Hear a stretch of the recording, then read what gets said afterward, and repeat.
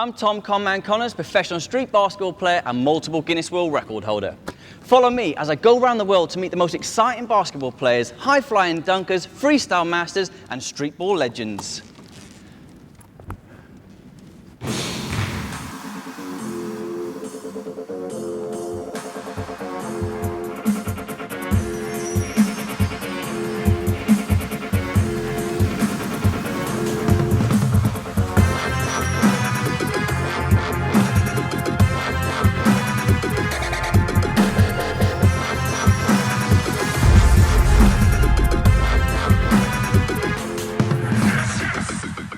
This week on This Is Basketball, I'm visiting one of my favourite places, the USA.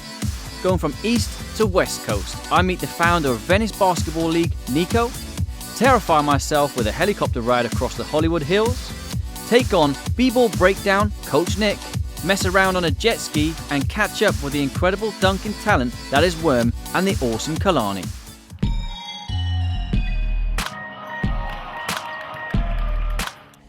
This episode, I've come to LA. Hollywood, baby! Welcome to LA, the baller's paradise, home of NBA LA Lakers. It's the perfect place to practice and, more importantly, showcase your moves while topping up your tan. I've come down to one of my favorite destinations in the entire world. Not just because you got an amazing beach, you got one of the most famous basketball courts right there. The ladies, the surfing, the weather. Welcome to Venice, y'all. Nico is the founder and CEO of the Venice Basketball League.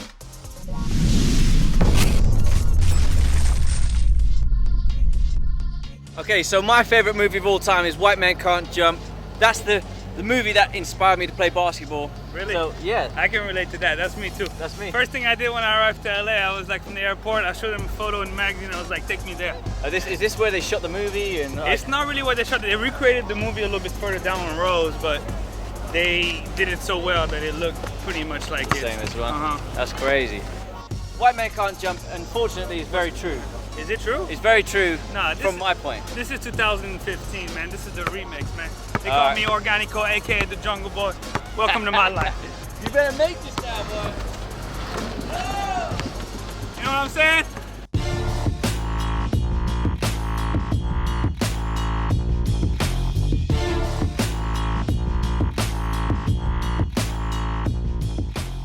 So tell us a little bit more about your basketball background, because I hear that you're quite the baller. I love the game. You know, I grew up, I discovered basketball when I was 14 in Paris, and there's not too much basketball. I don't know, you grew up in the UK. I mean, it's kind of hard like to catch an NBA game. There was not on television. All I had was like magazines and like real life posters in my room. Right. And I just kind of idolized these guys like Sean Kemp and Michael Jordan and Shaquille O'Neal. Yeah. And I just had my little hoop and I was just dunking and dunking. So tell us a little bit about the VBL and what's it about. It's a summer pro-am basketball league going on for 7 years strong. From June to September, we basically take over the Venice Beach basketball courts. It's kind of a platform to showcase talent. Right. But not only basketball, we bring in top DJs from around the world, we bring in performers, we have live art going on, we have food trucks, and we kind of try to have everybody kind of plunging into this Venice Beach experience, and it's kind of a hooray to like the whole hip-hop phenomenon, and and we want everybody to come experience this Venice Beach basketball. I call it the Hooper's Paradise. Right, it is definitely Hooper's Paradise for sure. We found out a lot of the players had kids, and since the courts were booked for the whole day, and you know, sunrise is one of the best parts of Venice. We started with the kids, 9 to 12. The youth is the foundation, so you have to grow the next generation, and I think that's the goal, you know, utilizing the outdoors as your playground and dealing with all kinds of people in different walks of life and ethnicity, I think opens the kid's mind. And if maybe we can create one star one day, then I feel like it would justify the whole reason why the VBL exists.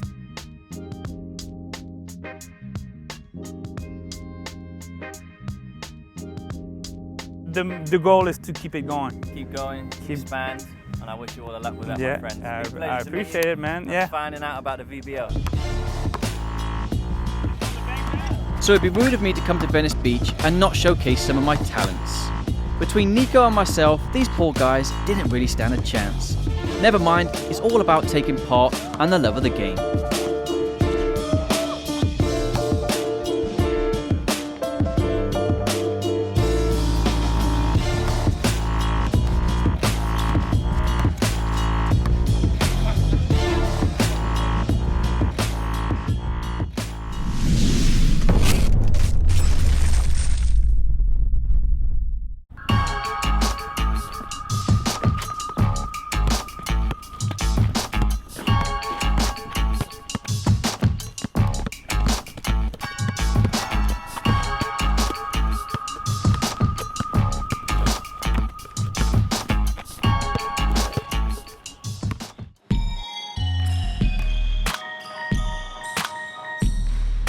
I love LA, and there's no better way than seeing it from the skies, and I'm taking you along for the ride.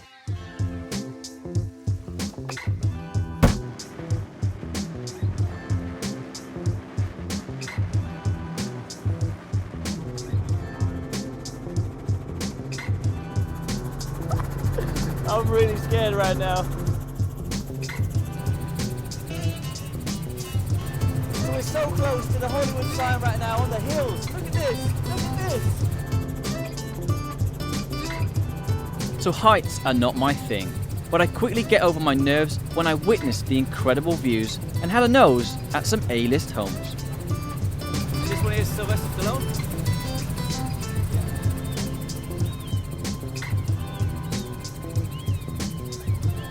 Absolutely amazing to see LA from the skies. I got to see the Hollywood sign, I got to see Uptown, all the tall buildings, the LA Staples Center, celebrity houses, 50 million for one house. What an experience, amazing.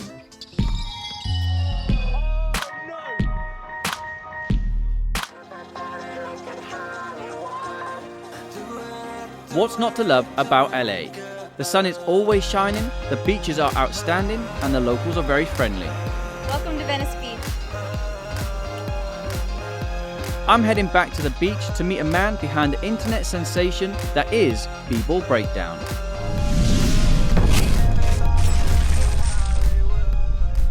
So how did you first start B-Ball Breakdown? What was the thought process behind it? I was watching the 2009 Celtics versus Bulls playoff series. It was epic, it was 7 games, it was crazy, everyone was going crazy over it. But I kept seeing some of the worst basketball I had ever seen played. It was very frustrating that no one was pointing that out. So I thought that there was a big hole in the media of analysis of NBA games. Most of it was kind of wrong or off. And as a coach with a coaching background, I wanted to be able to, give my insights into what was really going on with the X's and O's of the game and help people understand the game better. Do you ever sort of get to meet any of these NBA stars and players? And if you do, what do you do with them? Well, we've been doing a lot of on-court demos with some of these NBA guys, and it's a great way they get to show how smart they are, how skilled they are, how friendly they are. I get credentialed and get to interview guys after shoot-arounds, and we talk. They love it. We talk about fundamentals. We talk about when you come off that pin down, how do you read if you should shoot it or if you should drive? And most of these guys look at me like I'm crazy for the first 30 seconds, but then they get into it, and the coaches love it too, because we'll talk really wonky stuff about like how their sets work and how they teach it and all that stuff, and they love it. So we get a lot of varied content. So you're really into sort of the structured side of basketball, and I'm the more entertainment side of basketball. What's your thoughts on what I do and obviously the structured basketball?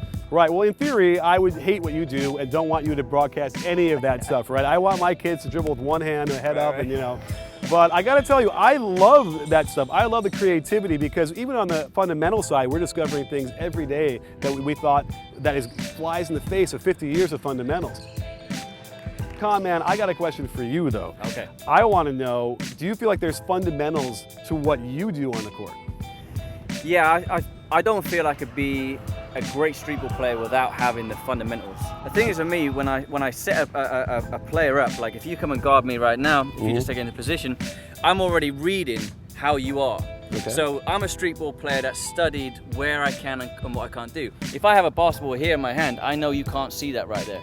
So if I put the ball here and I do a move and my body wants to go here, you will naturally follow me. Right. Which obviously then the basketball has gone somewhere else. All right, so show me, like if I'm going to guard you here and you want to do that move where you're talking about the ball behind my head, right? Yeah. So most of the defenders probably are going to ignore that, right? And be like, I'm just going to focus on the like what I'm supposed to, right on your mid-waist. Yeah. So what happens here? No one ever tries to do that? Well, the move is so fast that if I throw it up and I move, Yeah. you will probably naturally want to follow me. Okay, You know, you're right. So if a defender is obviously taught to follow the defender, Mm-hmm. so if I put the ball here, I know you can't see that. Mm-hmm. So the instincts of the good defender is to follow me. Mm-hmm. So I come. Oh wow, you're right. I Yeah. can't believe it. Nick and I spent some time discussing the fundamentals of basketball. I even tried to teach him a couple of my moves, but I think it's probably best he sticks to his coaching.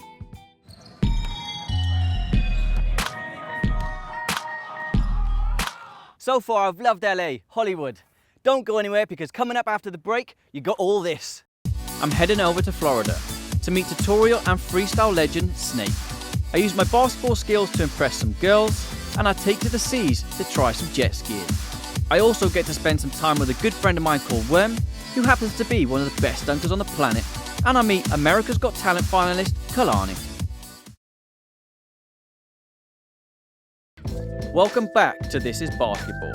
Soon I'll be heading to Key West to meet the freestyle sensation Kalani Ball 3, and I'm going to witness some serious high-flying dunks by Worm. Miami, one of my favourite places, because literally everything is hot.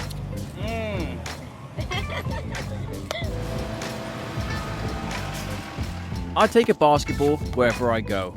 It's a good icebreaker and I can always find a trick to do. Streetball can be done pretty much anywhere, and that's one of the reasons why I love it. Check it out. So I've come down to Miami Beach to meet up with one of the best basketball freestylers I've ever seen. This guy has such a unique flow and style using that ball, it's crazy. Let me introduce to you, Snake.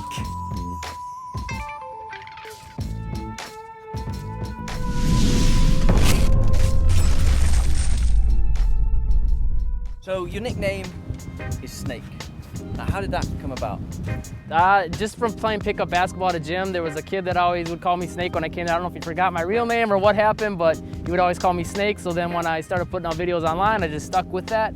And then from there, people just were like, yeah, it fits you perfect. You move like a snake. It looks like you don't have any bones because you're all flexible. So it just kind of So fit. the name actually came before the style. Yeah, well, the kid kind of said like that I look like a snake when I move. So it kind of was there. And then people just, other people happened to, I guess, agree with what he thought. So your flow and your style is very unique. You know, how did you come up with that style? Is it something you've worked on, or? Yes and no. Some of it kind of comes naturally just from practicing and stuff comes in the flow, but I would say a good portion of it is definitely something that I kind of developed. Like when I'm coming up with moves and combos, I try to think of things that people haven't done before and do things that people won't expect to see. I always try to like see what I can learn from any type of discipline. Even I'll grab stuff from like martial arts, yoga, you name it. But I try to take inspiration from things, and then I always try to put my own twist on it and, you know, do something that people probably haven't seen before, whether it's a basketball drill, whether it's a street ball move. I always try to bring something new to the table. I like to have that element of surprise, like, you know, like normally people would do this move and then they would go into something, and I try to do the exact opposite. Right, right. So like sort of do a lot of tutorials, teach moves, regular basketball and freestyle and street ball. So tell us a little bit more about that. Yeah, so basically it all kind of started with me more teaching street ball and freestyle type stuff because there was really not too many people I saw doing that online. So I kind of wanted to hit into that just to help grow the popularity of it and grow the scene. And on top of that, just to kind of show some of the people that like to hate on that sort of thing, like, hey, here's how to do it, give it a try, see it's not as easy as it looks. Snake, it's been a pleasure to meet you, my friend. Now let's check out Snake in action, doing some crazy basketball freestyle.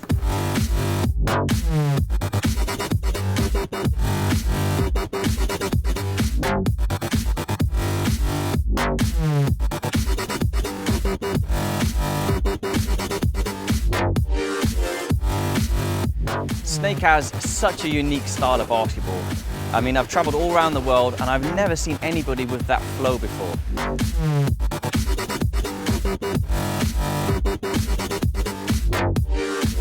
The most impressive thing from my point of view with Snake is you can tell the time and dedication he's put in to working on his freestyle moves, linking one move with the second and having a combination. I really like Snake. He's a great guy with such an amazing style of basketball.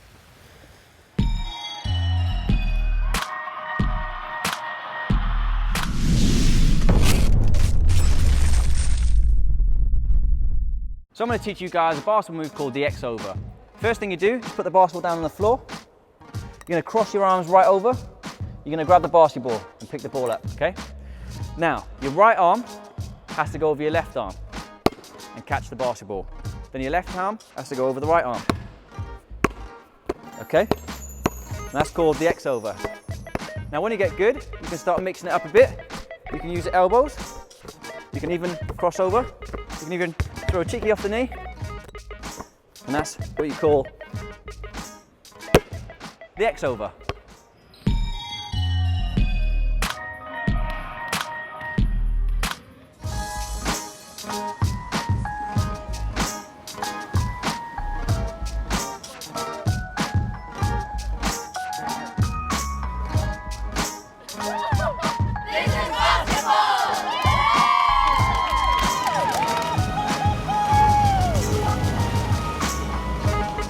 It's not all about work.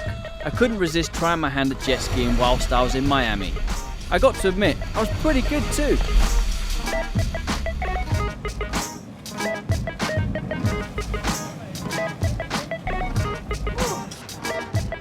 That was good fun. Hashtag I love Miami.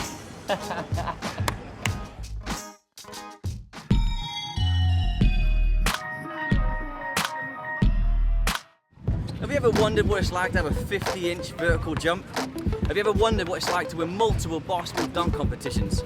I certainly don't, but this guy certainly does. His name is Worm.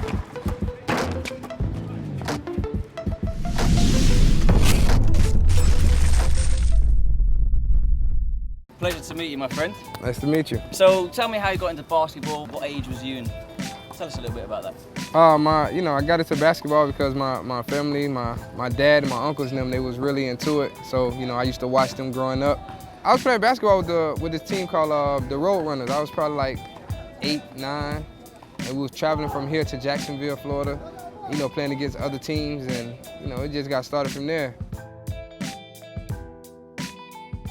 So let's talk about some of the dunk competitions that you've won. Tell us a little bit about them and how you won. What dunks did you do to win? I won the Sprite Showdown 5 years in a row. I just won 5 years in a row. 5 years. And then I won the Sprite Finals. And then I did the Phoenix 3-on-3. I've seen a dunk where you did 6 people and Yep. you went over. Did you go through the legs when you jump over the 6 I people? windmill over 6 to 8 people, or I go between the legs over 4 people. So Crazy. yeah, so I try to add more people as I keep going to different contests. I don't want to keep the same dunks. I went to Ethiopia with N1 in 2011, and that was probably like one of the best places I've been. I've been to Brazil, I've been everywhere, and Ethiopia is just nice, man, and it's cheap and it's easy living. So me traveling, man, is just a blessing. At the end of the day, meeting nice people, different people around the world, experiencing stuff that a lot of people can't experience. So, Sometimes I look at a basketball and I just think, this basketball's got me around the world. Meeting people, performing, Yep. showcasing, it's crazy.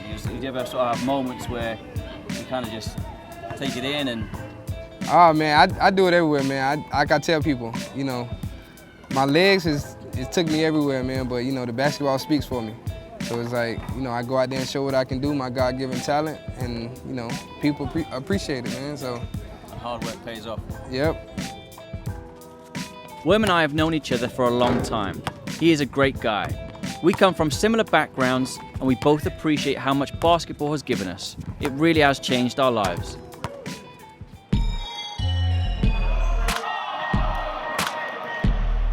So I couldn't come to Florida and not visit the most southerly point of the US. That's right, I'm here in Key West.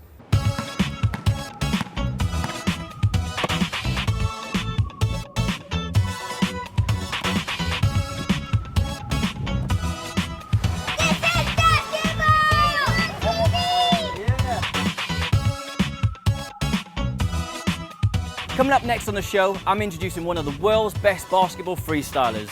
He has 1 million followers on his social networking. He's been on America's Got Talent. He performs shows all over America. Let me introduce to you, Kalani Ball 3.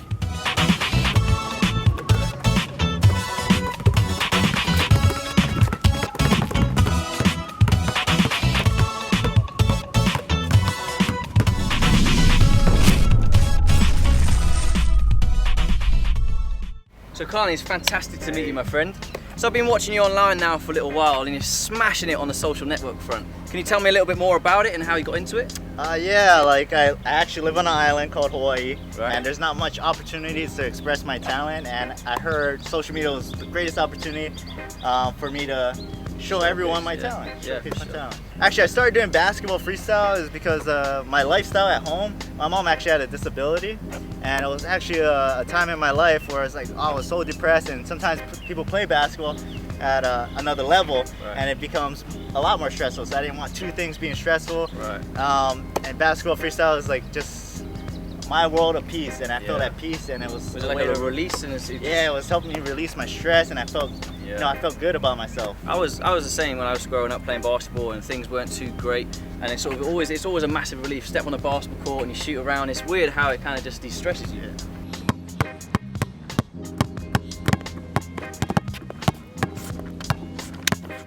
You know, how does it feel sort of doing basketball for a full-time job now? It's been a lifetime dream of mine, and it feels really good to say that I do basketball tricks for a living. That's great. And people just find it so ridiculous that Yeah. it's my job. That's amazing. So, you do 1-ball tricks, 2-ball, 3-ball. Have you got a favorite? Do you sort of, what's your thing? My thing is actually 3 basketballs because I like how the 3 basketballs sets an illusion Right. on the whole picture. Like I could just spin it in a circle and it just looks so nice. Yeah, for sure. I practice about 2 hours a day, and sometimes for like a difficult trick, it probably take me about 6 months to a year, and that's practicing 2 hours a day just for that one trick.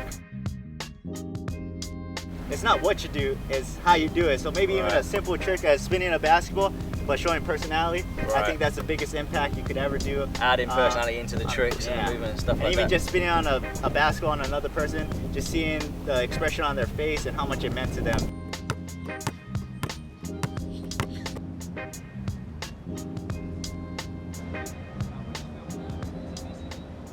Now it's time for the trick shot challenge.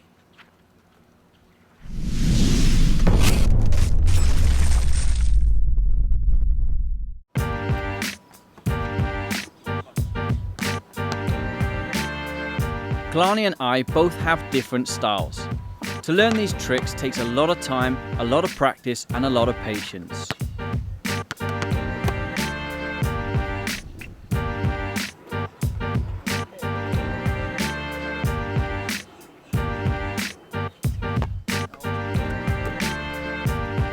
It will take time for you to develop your own style, but don't give up because hard work pays off.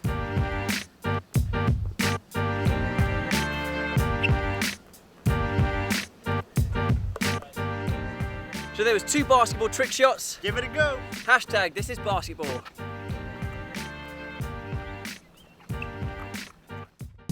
I've had the most amazing time in the good old USA. I love coming here. After all, it's the home of basketball. Next time on This is Basketball, I'm touring Europe, meeting some of the hottest talent that we have to offer. Don't miss it.